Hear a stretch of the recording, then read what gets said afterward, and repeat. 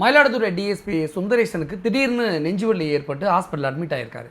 இதற்கு உயர் அதிகாரிகள், காவல்துறையைச் சேர்ந்த உயர் அதிகாரிகள் காரணமாக தமிழ்நாடு அரசு பொறுப்பேற்கணுமா? யார் காரணம், யார் பொறுப்பு? தமிழ்நாடு அரசு தான் பொறுப்பு. ஏன்னா அவர் தற்காலிக பணியிடை நீக்கம் செய்யப்பட்டிருந்தாலும் அவர் நேற்று கூட நம்மளோட செல்ஃபோனில் பேசினார். பேசும்போது எனக்கு ரொம்ப பதட்டமாக இருக்குது சார், எங்கள் அப்பா ஹாஸ்பிட்டலில் அட்மிட்டாக இருக்கார் சார், நான் யார்கிட்ட பர்மிஷன் வாங்கிட்டு சென்னைக்கு போய் அவர் ஹாஸ்பிட்டலில் பார்க்கணும்னு எனக்கு தெரியல சார், என் குடும்பத்தில் இருக்கவங்க எல்லாருமே இந்த மாதிரி ஒரு அசாதாரண சூழ்நிலை நடந்து போச்சு அப்படின்னு எல்லோரும் ஃபோன் பண்ணி கேட்குறாங்க. பட் ஹெட் குவார்ட்டர்ஸ் விட்டு நான் போகலாமா வேண்டாமா, நான் இப்படி ஒரு பேட்டி கொடுத்துருக்குறேன், மன தடுமாட்டத்தில் இருக்கிறேன், நான் பாதிக்கப்பட்டிருக்கிறேன்லாம் சொல்கிறேன். என்னை டிபார்ட்மெண்ட்லேருந்து யாருமே பார்க்கவும் இல்லை, ஏனென்று கேட்கவும் இல்லை.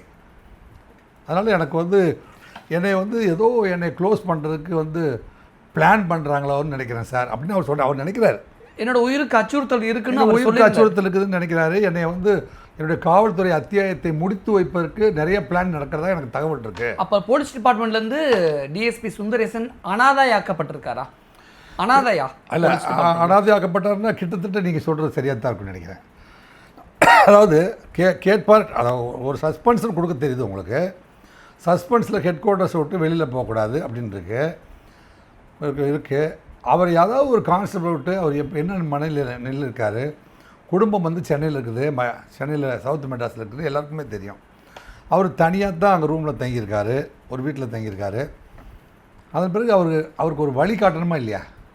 நேற்று நான் என்ன சொன்னேன் அப்படின்னா, அவர் சஸ்பெண்டில் இருக்கிறவங்களுக்கு மெடிக்கல் லீவ் எலிஜிபிலிட்டி இருக்குது. மெடிக்கல் லீவ் அப்ளை பண்ணிவிட்டு யூ கேன் கோ.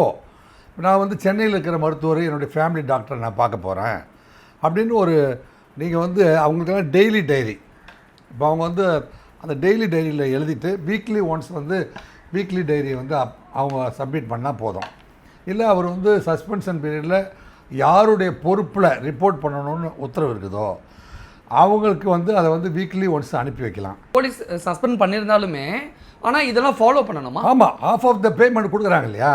அதாவது சஸ்பென்ஷன்லாம் என்ன தம்பினா, சஸ்பென்ஷன்னா தற்காலிக பணியிடை நீக்கம். தற்காலிகமாக அவர் பணியிலிருந்து ஒதுக்கி வைக்கப்பட்டிருக்கிறார், அவ்வளோதான். ரெகுலர் பீரியட்லேருந்து ஒதுக்கி வைக்கப்பட்டிருக்கிறார்.